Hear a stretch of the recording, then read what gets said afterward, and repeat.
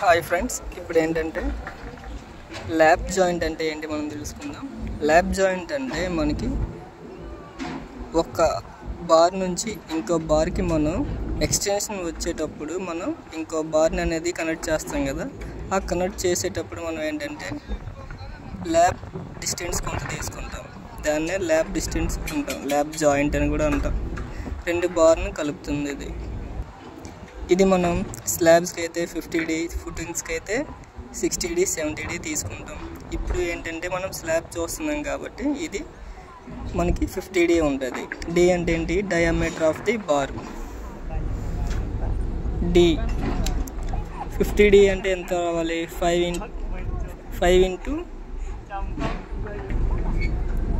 Lab distance ఇప్పుడు మనకు కావాలంటే 50D కావాలి. 50 ఇంటూ డి అంటే డయామీటర్ ఆఫ్ ది బార్ ఎంత? 10 mm కాబట్టి 500 mm రావాలా. ఇప్పుడు మనం చెక్ చేస్తూ ఉంటే చూస్తే మనకి 500 mm ల్యాబ్ డిస్టెన్స్ ఇక్కడ వస్తుంది చూడండి.